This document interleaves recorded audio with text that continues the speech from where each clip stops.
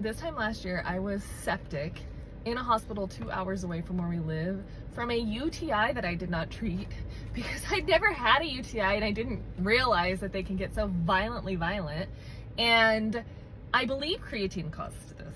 But anyway, it was a Saturday night and I started feeling like a burning sensation, kind of like when I peed, and I told my family, I wonder if I'm getting a UTI. I had never really had one, and when I was little I remember getting like a burning sensation and maybe a frequency of needing to pee without relief, but it would go away by that evening, so I was just like, whatever. I don't know what I expected with the UTI, like discomfort all the way up your, I don't know. Well, I don't do anything about it. I'm like, it'll go away. And it was annoying, but whatever. By Wednesday, I had back pain and I was like, oh, I hope that's not my kidney. And by Wednesday evening, holy moly, I was so feverish, so dog sick. That was one of the worst nights that I can recall. By Thursday, my husband drags me in to the doctor's office. They check my urine. They're like, wow, you have a really bad UTI. And so he told Jake, he said, I'm going to give her antibiotics. She's going to get a shot here and then she's going to take them orally. But you need to watch her over the next couple days to make sure she doesn't turn septic. And if she does, get her to a hospital. So fevers make me very emotional. I'm really weird with fevers. I'm not normal. And so I was getting that shot and I told my husband, hey, will you come hold my hand? And he thought I was just being silly. And I wasn't. And it hurt so bad. So he kind of giggles when I ask him to come hold my hand. Then she pokes me. I feel like the ultimate betrayal that he didn't come hold my hand. My butt muscle spasmed so hard around the needle that I'm surprised he didn't break the needle off in my butt cheek. And then I start bawling. And he's like, the nurse leaves and I'm like crying. And I'm like, why didn't you come hold my hand? I needed you and you abandoned me. Because I'm really weird when I have a fever. And he's staring and he's like, Emily, are you serious? And I'm like, yes, you'd be a terrible nurse. Terrible. I would never do that to a patient. And he is just like, what's happening?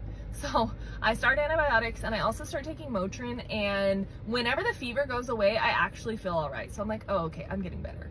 Then Friday comes, I will feel trashy, have a couple of hours where I'm feeling okay, and I'm like, I think I'm trending better.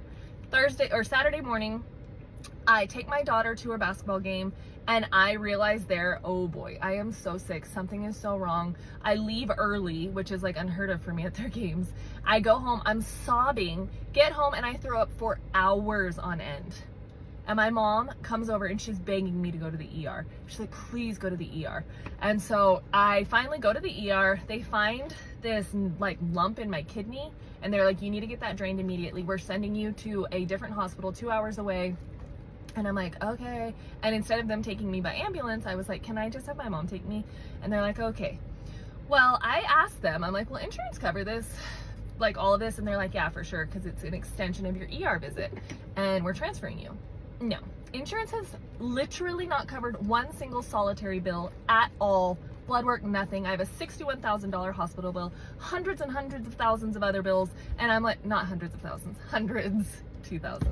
And I'm like, you know what? Screw all of y'all. Like, I'm not even touching those. I'm not even looking at them because screw you guys for me having to pay insurance constantly. And you, whenever it's time for insurance to step up, do they? Never. Anyway, so I am in the hospital for a few days. My kids, I have 3 little kids. They're all home. It was so inconvenient. And they said, oh, you're septic. And the reason the insurance isn't covering is because I needed a prior authorization. And I'm like, oh, sorry. I should have got that when I was freaking septic.